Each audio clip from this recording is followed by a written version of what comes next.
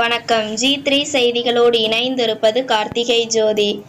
திருப்பத்தூர் அருகே தண்ணீர் பந்தல் திறக்கும் விழாவை தவேக கட்சி வடக்கு மாவட்ட செயலாளர் துவக்கி வைத்தார். இனி விரிவான செய்திகள். தமிழக வெற்றிக் கழக கட்சி தலைவர் விஜய் அறிவுறுத்தலின் பேரில் கோடை வெப்பத்தை தணிக்கும் பொருட்டு சிவகங்கை மாவட்டம் திருப்பத்தூர் அருகே பூலாங்குறிச்சி கிராமத்தில் உள்ள பேருந்து நிறுத்தம் அருகில் மேற்கு ஒன்றிய செயலாளர் தாஜ் அப்துல்லா ஏற்பாட்டில் வடக்கு மாவட்ட செயலாளர் ஜோசப் தங்கராஜ் தலைமையில் தண்ணீர் பந்தல் திறப்பு விழா வெகு விமர்சையாக நடைபெற்றது.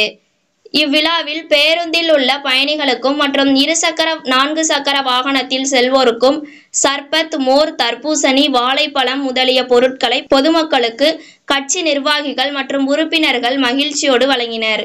மேலும் இவ்விழாவில் வடக்கு மாவட்ட இணை செயலாளர் சீனிவாச சேதுபதி மற்றும் மாவட்ட ஒன்றிய, பேரூர் நகர கிளை கழகம் மற்றும் அனைத்து சார்பு அணிகளின் நிர்வாகிகள் என பலரும் கலந்து கொண்டனர். கடந்த 2 தினங்களுக்கு முன்பு நெற்குப்பையில் தண்ணீர் பந்தல் திறக்கப்பட்டது என்பது குறிப்பிடத்தக்கது. G3 செய்திகளுக்காக திருப்பத்தூர் செய்தியாளர் ரவி.